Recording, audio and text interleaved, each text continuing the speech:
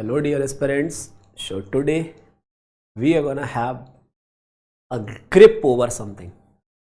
A grip over a long answer kind of questions in our paper 1. Be it CSE, be it forest services.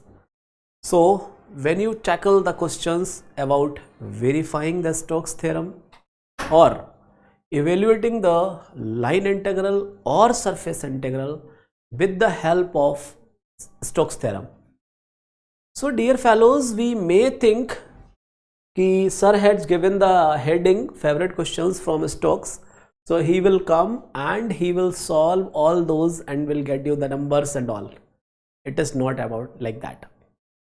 It is all about, yes, I will talk about questions, but I will be decoding categories of questions like cube, like cylinder, like sphere, like plane.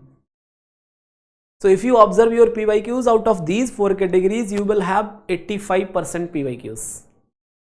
1 hour somewhere, some parabola and all. So we will be tackling those as well. So what the experience suggests is, when you talk about questions from Stokes, it doesn't mean solving all those 10,000 examples, not at all. And you can count on me, भरोसा रख सकते हैं आप कि अगर ये categories आपने कर लिया तो you are done with this particular topic. ठीक है, चलिए. बिकॉज हम रैंडमली कुछ भी नहीं करने वाले, एक एक डॉट को कनेक्ट करने वाले हैं. मुझे ये भी पता है कि अभी तक आपको सरफेस इंटीग्रल में भी डाउट हो सकता है. कुछ के आपने याद कर लिए होंगे, क्वेश्चंस के आंसर तक आपको याद रहते हैं, लेकिन सरफेस इंटीग्रल्स कैसे कैलकुलेट होगा हम यहां से स्टार्ट करेंगे आज के लेक्चर्स को. ठीक है, will try to decode different categories of surfaces. ठीक है, और कैटेगरीज किस हिसाब से, हमारे एग्जाम पॉइंट ऑफ व्यू से, ना कि फालतू में हम इधर ज्ञान इकट्ठा करने के लिए ये लेक्चर्स कर रहे हैं. Then in the second half of this concept talk we will be moving on Stokes. Believe me dear, if you are clear about the line integral and surface integral, so as I am sure you are like, you know how to calculate the line integrals. So surface integral maximum people they struggle, so I have decided things to proceed like this. Stokes के questions अगर आप देखेंगे इन दोनों ही exams में, तो nature of questions जो है ना, nature of questions is very much predictable. ठीक है, मतलब हम ये प्रेडिक्ट कर सकते हैं कि इस काइंड के क्वेश्चंस पूछे जाते हैं हमारे मैथमेटिक्स ऑप्शनल में.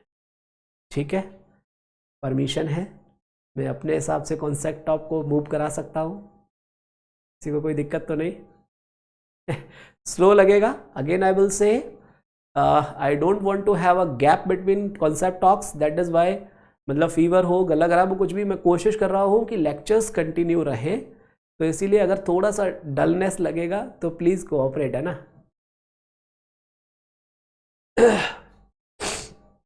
चलिए स्टार्ट करते हैं. सो एज आई सेड कि जब हम बात करते हैं सरफेस इंटीग्रल की, बहुत प्यारा सा टॉपिक है ये. हमें बिल्कुल भी जल्दबाजी नहीं करनी चाहिए, क्योंकि जल्दबाजी ही आप अभी तक करते आ रहे थे, इसीलिए आप कॉन्सेप्चुअली इतना वीक है. न्यूमेरिकली फटाफट फटफट करते जाते हैं. ठीक है, चलिए. और मैं क्या करता हूं, कॉन्सेप्ट डिकोड के अंदर एक एक चीज को उतने ही टाइम में जितने में आप करते हैं उतने में ही मैं कर देता हूं. Thing is, I carry the experiences, thousands of aspirants like you, and my own experience as well, right?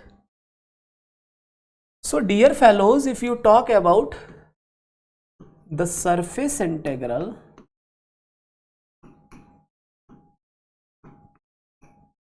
of some function phi, ठीक है, you want to talk about some surface integral phi of x by z over the surface S, ठीक है, this is what we are trying to say. So suppose that this is the surface I have, okay, let's say this is my surface, okay. So integration का basic meaning is what? Can anyone tell me? Simple यार, जब integration नहीं था तो मान लो इस इतने धागे की लंबाई पता करनी, छोटे छोटे टुकड़ों में बांट के उनको सबको ऐड कर देना, तो इंटीग्रेशन इज व्हाट? बच्चा लोग की तरह एकदम, क्या होता है integration? Integration is summation of infinitely small elements, यही तो होता है बेसिक मैथ्स का फंडा। सपोज दैट मैं इसका surface integral, total surface integral निकालना चाह रहा हूं, let's say surface integral f vector ds vector लिख सकते हैं, या surface integral f vector dot n cap ds लिख सकते हैं। तो अब आप कहेंगे कि सर यहां पर एन कैप क्या है? तो मेरे प्यारे बच्चों, मैं किसी भी चीज को अधूरा छोड़ने में विश्वास नहीं रखता, तो प्यारे बच्चों here n cap is outward normal to the surface S at the point, let's say if this is the point P, so this. तो एक एक वर्ड का अपना मीनिंग होता है। आउटवर्ड मतलब हम पॉजिटिवली ओरिएंटेड ले रहे हैं, अगर हम उसका डायरेक्शन डाउनवर्ड करते हैं we will add negative sign to that. और इंटीग्रेशन में या किसी भी वैल्यू में प्लस का माइनस कर देने पे क्या चीज बदलाव हो सकता है, this you can imagine.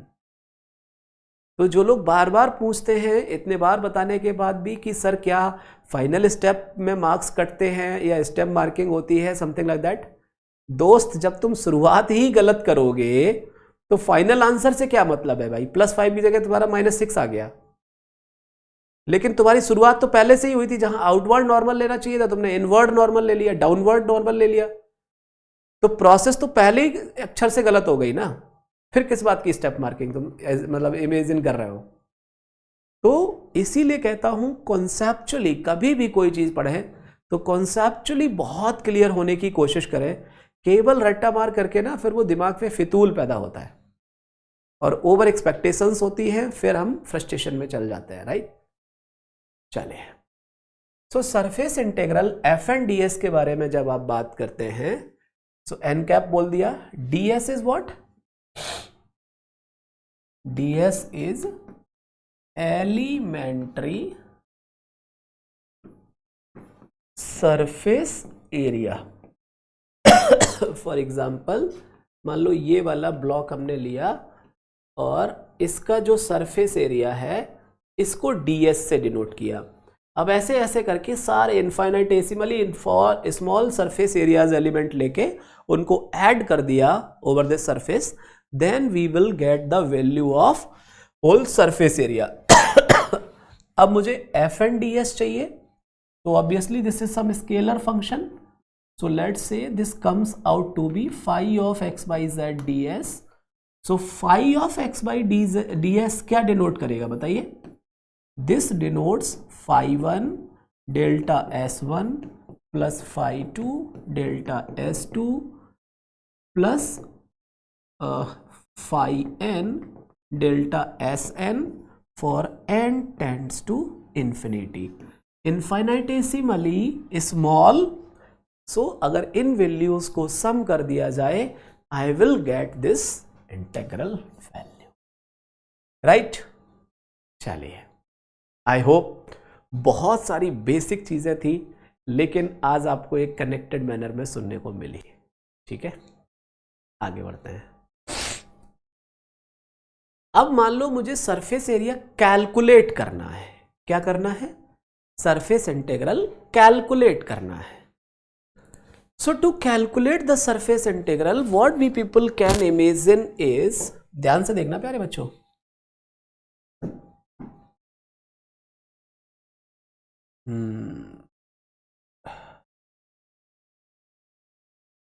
I guess I should take the next slide. That will be much better, right?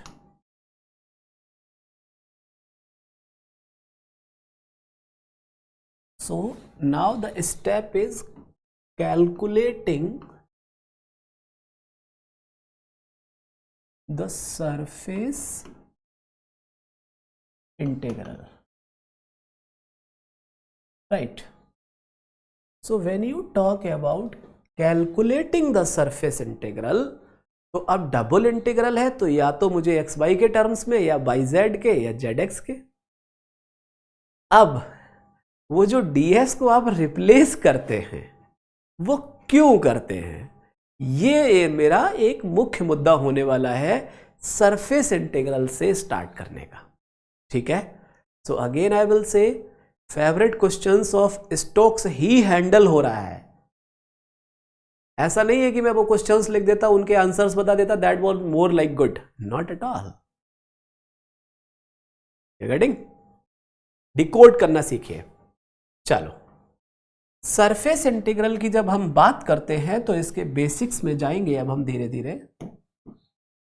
B on the board please everyone.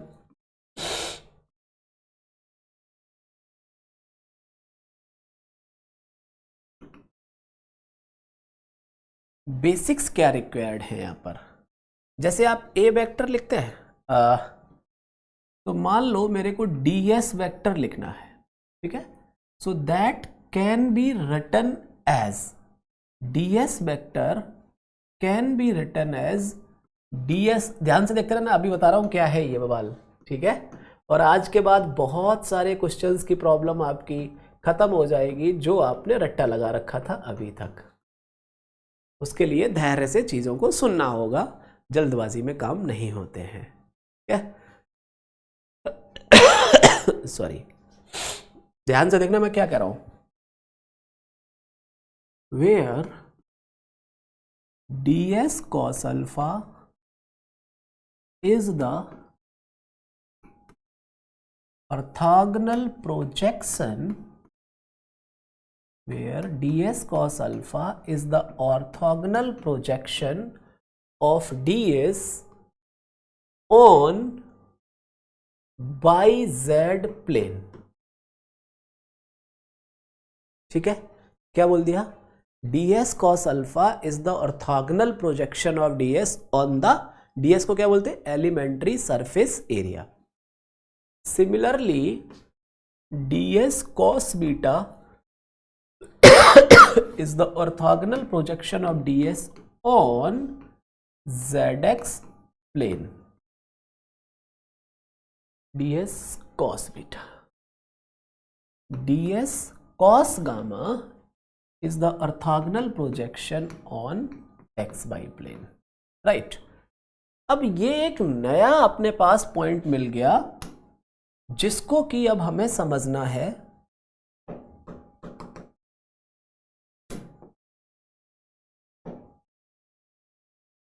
Sorry.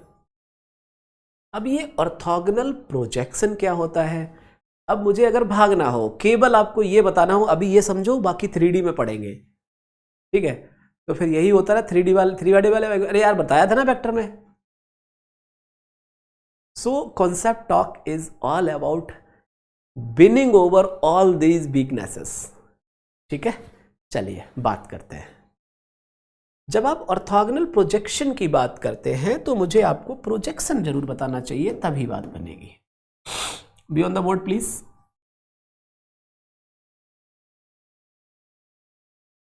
Projection देखना ध्यान से. Projection of a point on a line, let say. ठीक है. तो projection of the point P on the line AB is P dash. ठीक है. where this is the perpendicular, so this is the projection of P. In the same manner, we can talk about projection of a line on other line. So let's say this is the line PQ. I have some line AB. I want projection of PQ on AB. So what I do is I draw perpendicular from the end points on the line AB. Now let's say this is P dash Q dash. So this is the projection of this PQ. कोई दिक्कत, किसी को कोई तनाव? और बहुत बेहतरीन चमकेगा अभी देखना प्रोजेक्शन। अब सपोज दैट अपन काम कर रहे हैं 3D में। मान लो ये एक सोलर प्लेट लगी हुई है। क्या लगी है? सोलर प्लेट, ठीक, किसी खंबे पर लगी होगी, फेयर। और ये है मेरी जमीन। तो जमीन पर सोलर प्लेट की जो प्रोजेक्शन होगा, जो परछाई होगा, ऐसे समझो,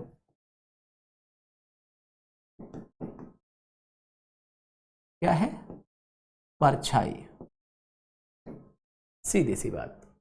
तो ये जो प्लेट लगी है, इसका प्रोजेक्शन यहां जमीन पर दिखाई दिया या नहीं?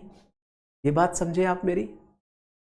अब चूंकि ये तो 3D है, मतलब क्यूब मान लो ये, ठीक है, तो क्यूब का प्रोजेक्शन आपने देखा ऑन द XY प्लेन। क्या कर सकते हैं प्यारे बच्चों? वी कैन सी कि चलो अपने पास कोई एक क्यूब है जिसका हम प्रोजेक्शन ले रहे हैं, ठीक है। तो प्रोजेक्शन लेने के लिए जब हम इस पे जाएंगे तो यहां हमें एक रेक्टेंगल मिल जाएगा। इसका प्रोजेक्शन अगर इस, मान लो ये x है, ये y है, ये z है, तो projection on the XY plane, जैसे मैंने ये जमीन पर बताया, तो ये मिल गया रेक्टेंगल। मान लो इसकी ये dx है, ये dy है, तो इसका एरिया कितना हो जाएगा? dx dy।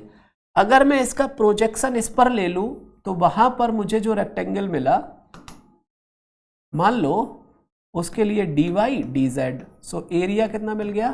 dy dz। अगर इसका प्रोजेक्शन ऑन zx प्लेन ले लिया जाए, so let's say this is dz, this is dx, so area will be dz dx। So what you can say, this is G, मान लो cube है, cuboid है आपके पास, रेक्टेंगुलर पैरेललोपाइप्ड हो सकता है, कुछ भी। So projection of this parallelopiped, क्योंकि रेक्टेंगल ले रहा हूं, parallelopiped, rectangular parallelopiped. Similarly this is another projection, this is projection. So projection on XY plane, projection on ZX plane, projection on YZ plane. Projection वाली बात clear है या नहीं सबको? एकदम विश्वास के साथ दबाइए एकदम। कोई दिक्कत होगी तो फिर पढ़ाएंगे, देखिए एकदम आराम से। अब आपने कहा कि सर ये कॉस अल्फा कॉस बीटा ये सब क्या बवाल है, इसको जरा समझाइए। तो इसको समझाने के लिए भी मुझे आपको थोड़ा सा कॉन्सेप्चुअली स्ट्रॉन्ग करना ही पड़ेगा, और मैं बीच में कोई चीज छोड़ता नहीं हूं। ध्यान से देखना, एनालिटिकल ज्योमेट्री में हम एक कॉन्सेप्ट पढ़ते हैं direction cosines and direction ratios का। पढ़ते हैं direction cosines of a straight line, 3D analytical geometry में पढ़ते हैं प्यारे बच्चों, ठीक। सो सपोज दैट अब कोई भी अगर किसी को ये लगे कि स्टोक्स के क्वेश्चंस नहीं हो रहे हैं, तो मैं फिर वही चीज कहूंगा, स्टोक्स के क्वेश्चंस नहीं होंगे, सरफेस इंटीग्रल और लाइन इंटीग्रल में कैसे खेलना है ये मुद्दा है। क्योंकि जब ये खेलना सीख गए तो फिर क्या यार, LHS में लाइन इंटीग्रल का वैल्यू, RHS में सरफेस इंटीग्रल का LF&DS का value, sorry Stokes, yes, value ही तो रखना है। तो हम आपको वहां नहीं ले जाना चाहते जहां मैकेनाइज्ड वे में आप हमेशा बने रहे। मैं आपको बता रहा हूं कि काम कहीं और किया जाता है, जो बेसिक्स है उन पर काम करने को मांगता। Getting my point? चलिए, तो अब मान लो अगर मेरे पास ये x बाई जेड है and I have a line, let's say this is the line OP. OP makes the angle alpha with the x axis, beta with the y axis, gamma with the z axis. Okay, so if I ask you ये length कितना होगा, if this length is r, then this will be r cos beta or not. Similarly if you talk about, इसका projection यहां पर ले लें तो ये वाला, जैसे एक्स वाई प्लेन में देखते हैं ना, मान लो ये एक लाइन है तो ये आर है, ठीक है, ये अगर पॉइंट एक्स वाई है तो ये हो गया एक्स कॉस अल्फा, और मान लो अगर ये एंगल बीटा है तो ये मिल जाएगा एक्स कॉस बीटा, राइट और नॉट? ये वाली लेंथ, यही तो होता है. The same thing we can apply here as well. So what you can observe here is x equals r cos alpha, y equals r cos beta, z equals r cos gamma, right? Cos alpha, cos beta, cos gamma को ही बोला जाता है direction cosines of the line OP. अब सतर्क भी रहना होता है अपने को, ये नहीं है कि फिर डायरेक्शन कोसाइंस में ही घुस गए, उसके ही क्वेश्चंस लगाने लगे, नहीं, फिर तो पूरा रिदम, फिर तो पूरा सिस्टम गड़बड़ हो जाएगा.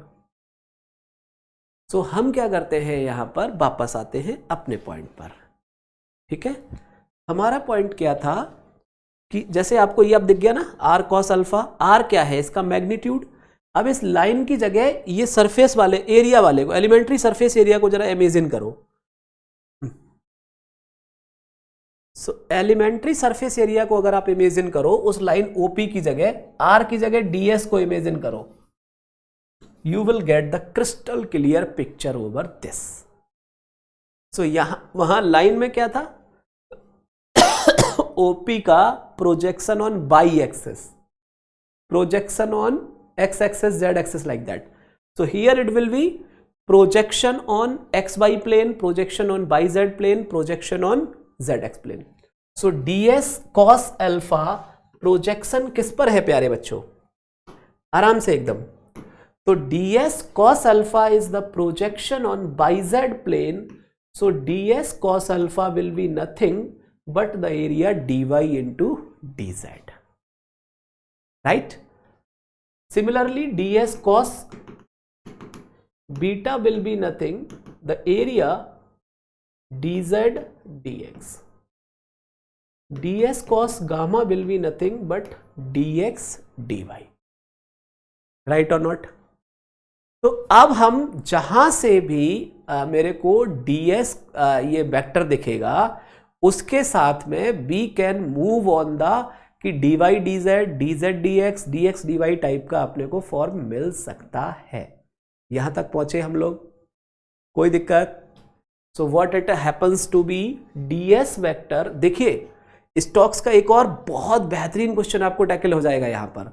कई बार क्या होगा, ds cos alpha, ds cos beta type से क्वेश्चन में दे रखा होता है और बहुत सारे लोग कंफ्यूज हो जाते हैं. तो आज मैं उनको बता दूं, तो ये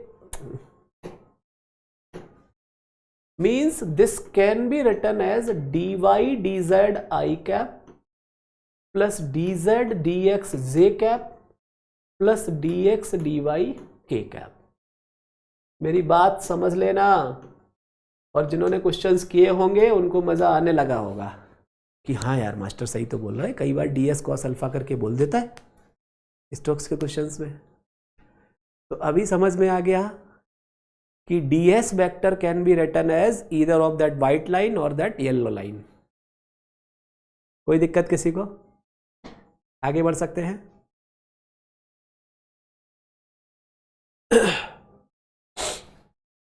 सो अब अपने पास जो फॉर्म है that is ds cos alpha I cap.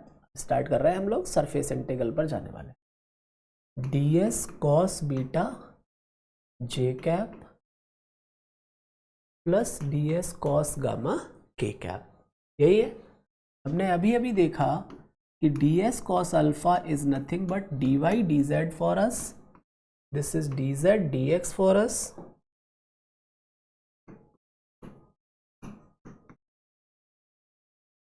ds vector can be written as n cap ds, सीधी सी बात है यार, a vector is what, a cap लिखते हैं ना आप लोग,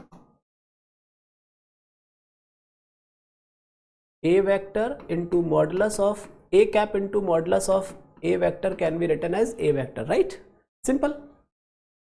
सो ds vector can be written as n cap ds, fair.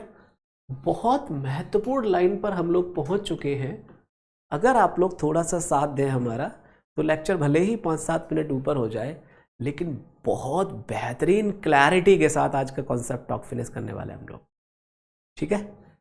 चलिए देखिए यहाँ पर एन कैप डी एस अगर ये हो गया, अब मैं क्या करता हूँ, be on the board please everyone. If I take the dot product with i cap on both sides, तो डी वाई डी जेड ये हुआ I dot J 0, I dot के 0, सो दिस इंप्लाइज अपने को क्या मिल गया, d s can be written as d y d z over modulus of i cap, modulus we have attached here just because of magnitude, क्योंकि हम एरिया की बात कर रहे हैं, so we will add that magnet modulus sign, otherwise वो area अपने को नेगेटिव में शो करने का, दैट इज इनफिजिबल, राइट, कोई दिक्कत। सो एक फॉर्म तो अपने को ये मिल जाता है। सिमिलरली अब आपको थोड़ा थोड़ा मजा आया होगा, ठीक है। ds में अगर मैं j कैप से कर दूं, so I will have dz dx upon the other form is this. If I do ds को k कैप से, so the other form I can have like this. कोई दिक्कत यहाँ पे किसी को? Any of you have any problem with this? अब आप कहेंगे सर कहाँ ले जाते हैं आप, लेकिन छोड़ते बहुत बेहतरीन जगह पर है, ये तो बात है। तो दोस्त, कई सारे लोगों ने ds को ऐसे रिप्लेस कर देते हैं while calculating the surface integral, याद कर लिया होता है, करते हैं या नहीं, ईमानदारी से कहिए, ऐसा होता है या नहीं होता है, ठीक है। अब मैं ये कहूँगा ये रेक्टिफिकेशन वाला दौर कॉन्सेप्ट टॉक के बाद खत्म हो जाएगा, आई कैन गारंटी।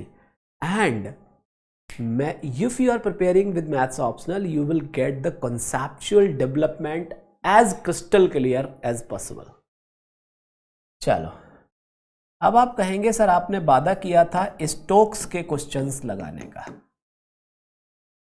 स्टोक्स के क्वेश्चंस लगाने का। तो स्टोक्स होता क्या है, क्या कोई मुझे याद दिलाएगा, क्या कोई मुझे याद दिलाएगा स्टोक्स क्या होता है? Sorry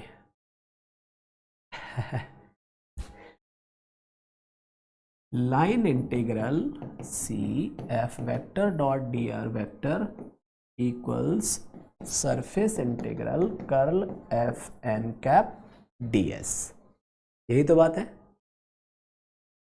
If you have attended the concept talks seriously, you know कि how to calculate the line integral. What are the constraints in that? You know for that. Curl f and ds के बारे में whatever the constraints are there, like I told you, calculating n cap is the first step, right? N cap अपने को मिल गया। Now second step is calculate curl f vector dot n cap.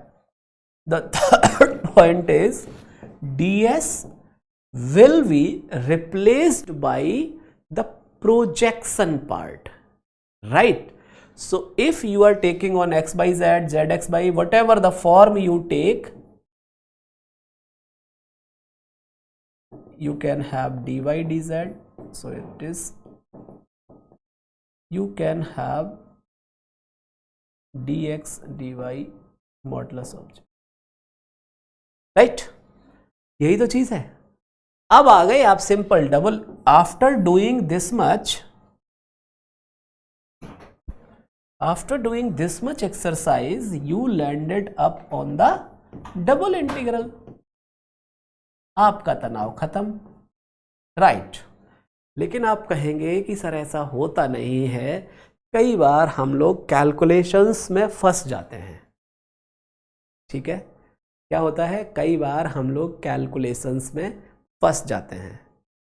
तो फिर आप हमसे क्या चाहते हैं?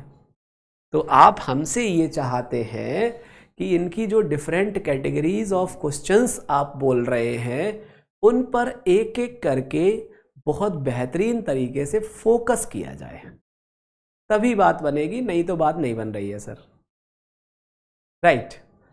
तो अभी क्या करते हैं, मैं एक सरफेस, दो सरफेस, जितना भी मेरे को पॉसिबल होगा, क्योंकि फिर ज़्यादा लेंदी क्लास हो जाता है, फिर भी आप लोग को दिक्कत होती है करके. तो एक एग्जांपल मैं यहाँ पर उठाता हूँ. बाकी जो फेवरेट कैटेगरीज ऑफ क्वेश्चंस है उसके लिए I can have the another segment separately. Will it be feasible? Will it be feasible? I'm sorry, here I am changing a bit from the heading which I said here. It is over the numericals. ठीक है?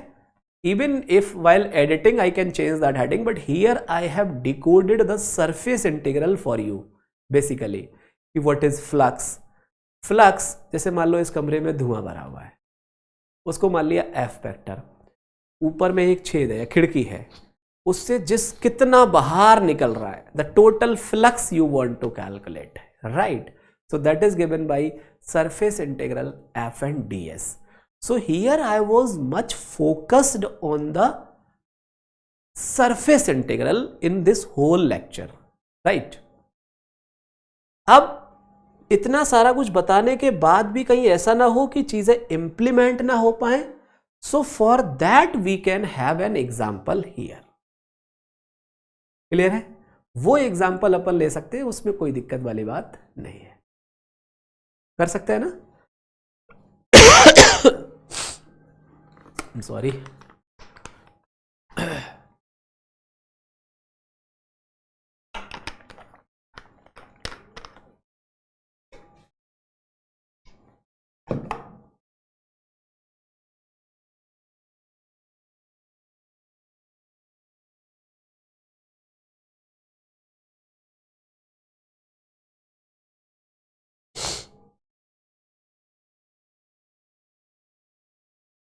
Just wait a minute please, है ना?